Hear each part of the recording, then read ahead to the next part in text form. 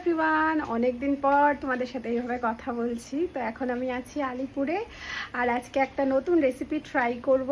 তো ভাবলাম তোমাদের সাথেও শেয়ার করি, দেখি কেমন হয়। আমি দেখেছি একটা রিল থেকে, সেটাই বানাবো, স্প্রাউটের পরোটা। তো চলো বানাই। যদি সাকসেস হই তাহলে রিলটা পোস্ট করব, আর যদি না হই তাহলে করব না। তো চলো বানানো যাক। ওয়েদারটা দেখো কত সুন্দর, কালকে খুব গরম পড়েছিল আর আজকে একদম সকাল থেকে বৃষ্টি, ঠান্ডা ঠান্ডা একটা ওয়েদার।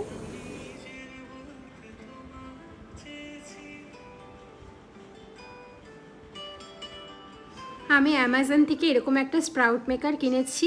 এটার মধ্যে গোটা মুগগুলোকে একটা রাত ভিজিয়ে রাখলে তারপরে জলটা ফেলে দিয়ে তোমরা যদি এইভাবে দেখো, এখানে একটা জায়গা মতন করা আছে, এইভাবে রেখে দাও, তাহলে খুব সুন্দর স্প্রাউট বেরিয়ে যায়।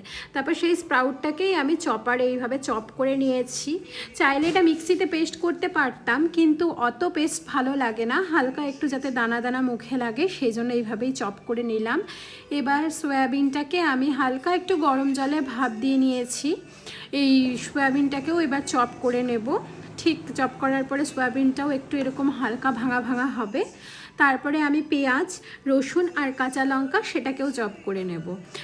তো বেশি রসুন অ্যাড করব না, 3-4 কোয়া মতন রসুন দিয়েছি, দিয়ে এটাকেও ভালো মতন আমি চপ করে নিয়েছি।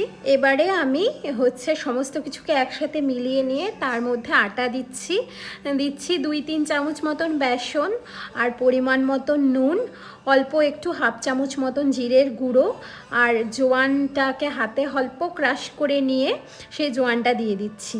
এবার এই পরোটাটাকে খুব নরম বানানোর জন্য এর মধ্যে আমি 2-3 চামচ মতন টক দইও অ্যাড করে দিচ্ছি। তারপরে পুরোটাকে কিন্তু মেখে নেব, কোনো জল ব্যবহার করছি না, তোমরাও করবে না, কারণ এটা এমনিতেই অনেকটাই নরম হয়ে যায়, দই দেওয়ার জন্য মাখা হয়ে যায় পুরোপুরি। তারপরে সুন্দর করে পরোটাগুলোকে গোল গোল করে বেলে নেব। খুব একটা বড় করতে যাব না, তাহলে ছিঁড়ে যাওয়ার পসিবিলিটি থাকবে, কারণ এতটাই নরম। এবার আমি রেসিপিতে দেখেছিলাম এর উপরে একটু একটু করে এরকম কালো জিরে দিয়েছিল, তো আমিও একটু কালো জিরে দিয়ে দিলাম। তারপরে গ্যাসটা জ্বালিয়ে তাতে আমি তাওয়াটা বসিয়ে দিয়ে পরোটাগুলোকে কিন্তু পুরো ঘিতেই ভাজবো, কারণ আমি যেহেতু হেলদি বানানোর চেষ্টা করছি তাই এখানে সাদা তেল আর ইউজ করছি না। তো ঘি দিয়ে ভালো মতন রুটির মতন 2 পাশটা ভালো মতন সেঁকে নেব, তাহলেই কিন্তু পরোটাটা খুব সুন্দরভাবে রেডি হয়ে যাবে।